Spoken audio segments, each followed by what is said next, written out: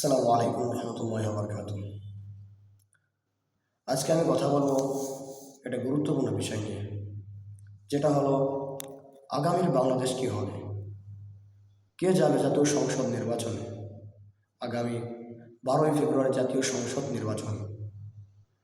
এখন আমাদের কাজ হলো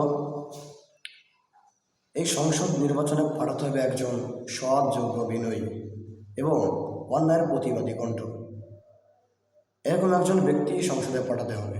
সেজন্য আমাদের দেখতে হবে কে ন্যায় ও ইনসাফ।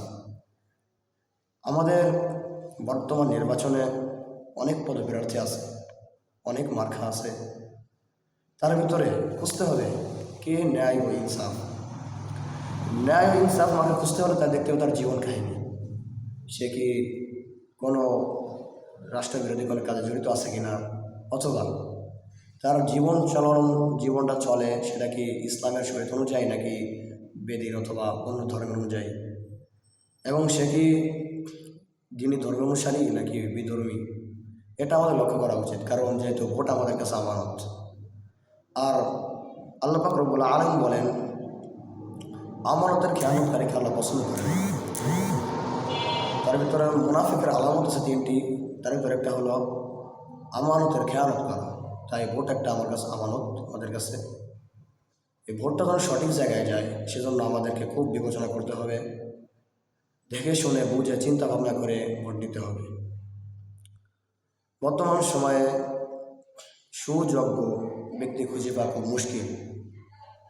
আমরা তো গোপালগঞ্জের মানুষ হিসেবে আমাদের যে গোপালগঞ্জের মানুষ, কিন্তু এই জায়গায় সুযোগ্য একজন ব্যক্তি আছে, তার মার্কাও আছে। এজন্য আমি বলবো সে একজন সুযোগ্য মানুষ, ইসলামের পথে চলেছেনি এবং তার কাজকর্ম সব ইসলামী পন্থায়। তিনি একজন সুযোগ্য মানুষ, তার চিন্তাধারা সব ইসলামী। তিনি চান এই দেশটাকে ইসলামী আইন করতে। তাই গোপালগঞ্জ 2 আসনে নির্বাচনে প্রতিদ্বন্দ্বিতা করছেন মুফতি শহীদ ইব্রাহিম। তিনি আর মার্কা হচ্ছে রিক্সা মার্কা। আমরা সবাই জানি তিনি একজন ভালো মানুষ, সে যোগ্য একজন ব্যক্তি। এইসব বিষয়ে তার খুব যোগ্যতা সম্পন্ন মানুষ।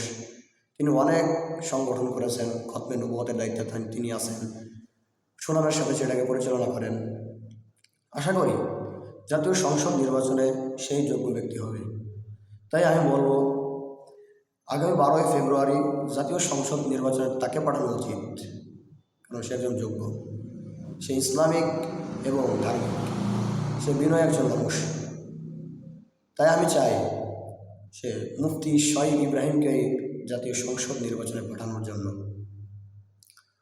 আরেকটা জিনিস, সেটা হলো ভোটের আগে অবশ্যই আপনারা চিন্তা ভাবনা করে নেবেন কে যোগ্য ব্যক্তিকে আপনারা ভোট দেবেন।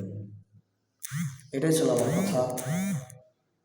তাই শেষ সময় বলবো, আপনার বিবেচনায় যদি রিক্সা মার্কা হয়, যদি ভালো মনে করেন, আপনার মূল্যবান ভোটটি রিক্সা মার্কায় দেবেন। ভালো থাকবেন সবাই। আসসালামু আলাইকুম।